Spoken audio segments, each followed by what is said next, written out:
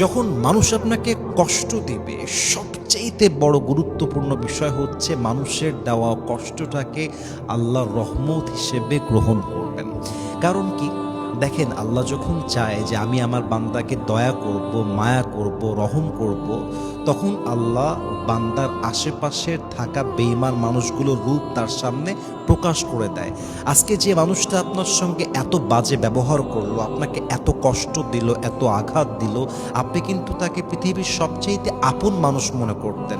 কিন্তু সে যখন এত বাজেভাবে আঘাত করলো, কষ্ট দিল, এটা বোঝা গেল আসলে মানুষ আপনার আপন কেউ নয়, আপনার বন্ধু আপনার আসল মানুষ নয়, আপনার বউ আপনার জন্য আসল মানুষ নয়, আপনার বাবা মা পরিবার আত্মীয় স্বজন আপনার জন্য আপনজন আসলে কেউ নয়। আপন আসলে এক সত্তা। বলেন সবাই, তিনি কে? আল্লামা ইকবাল রহমতুল্লাহ আলাইহি লিখেছেন, ওয়াক্ত বুরা থা গুজর গয়া খামোশি से मगर जो अपने थे वो उतर गए दिल से। बुरे वक्त में जो साथ ना दे सके उनकी रोशनी भी अब झूठे लगे। मुश्किलें तो गुजर गई सब्र के साथ मगर हम भी पहचान गए झूठे रिश्तों के साथ। वक्त तो गुजर गया, जख्म भी भर जाएगा, लेकिन बुरे वक्त ने मुझे जो सिखाया है वो हमेशा सबक बनकर अपने दिल में रह जाएगा। What an amazing words it is! উনি বলেন যে খারাপ সময় তো এক সময় কেটেই যাবে, কষ্টের আঘাত তো এক সময় সয়ে যাবে, রয়ে যাবে, কিন্তু যে মানুষগুলো আমাকে খারাপ সময় ছেড়ে দিল, কষ্ট দিল, আঘাত করলো, বেঈমানি করলো, এই মানুষগুলোর চেহারা আমি কখনো আমার জীবনে আর ভুলবো না। ঠিক কিনা বলেন আপনার সবাই? অতএব মানুষকে যে চিনতে পারলেন কষ্ট পাওয়ার মাধ্যমে, আঘাত পাওয়ার মাধ্যমে, বেঈমানির মাধ্যমে, এটার জন্য আল্লাহর কাছে শুকরগুজার হবেন যে আল্লাহ তোমার কাছে শুকরিয়া যে আমার জীবনে কে আপন কে পর তুমি আমাকে শিখাই দিয়েছো। আল্লাহ তোমার কাছে শুকরিয়া, একমাত্র তুমি যে আপন, বাকি সব বেঈমান, তুমি আমাকে বুঝাই দিয়েছো। আল্লাহ তোমার কাছে শুকরিয়া, যেখানে আমি আমার জীবনটা আজীবন নষ্ট করতাম, তুমি আমার জীবনটাকে বাঁচাই দিয়েছো।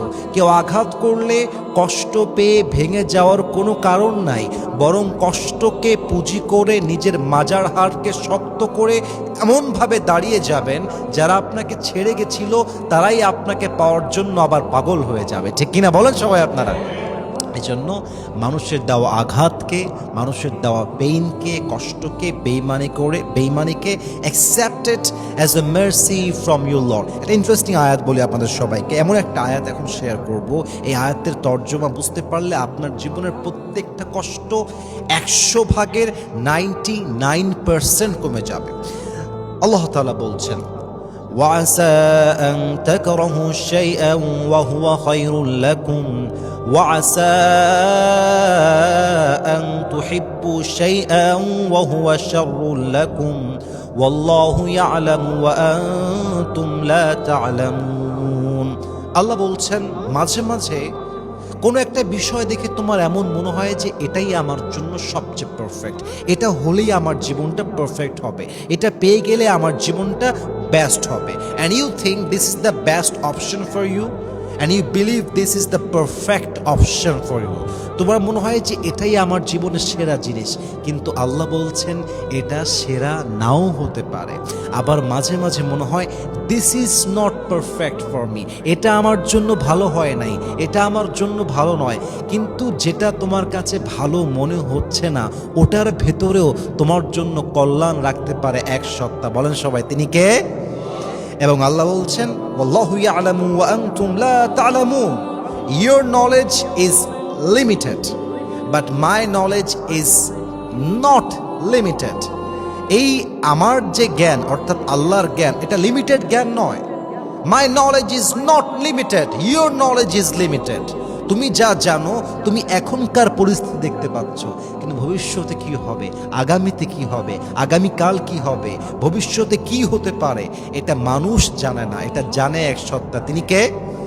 তো আজকে যে আপনাকে কষ্ট দিয়েছে, মনে হচ্ছে এটা আমার জীবনে অনেক খারাপ হয়েছে, এর চাইতে খারাপ কিছু আর কিছুই হতে পারে না। আজকে আমার প্রিয় মানুষ আমার সঙ্গে বেঈমানি করেছে, আজকে আমার স্বামী বেঈমানি করেছে, আমার আব্বা আম্মা খারাপ ব্যবহার করেছে, আমার বন্ধু বেঈমানি করেছে, আমার ওয়াইফ বেঈমানি করেছে, এটা এত খারাপ আমার লাইফে, এটার চাইতে খারাপ আর কিছুই হতে পারে না। কিন্তু হতে পারে এর মাঝে আপনার জন্য একটা বড় কল্যাণ রেখে দিয়েছে একজন, তিনি কে? অতএব চামড়ার চোখে যা দেখা যায় ভেতরে তা নাও হতে পারে। যা তোমার ভালো মনে হয় তা খারাপ হতে পারে, আর যা তোমার খারাপ মনে হয় তা তোমার জন্য কল্যাণকর হতে পারে। ঠিক কিনা বলেন আপনারা সবাই?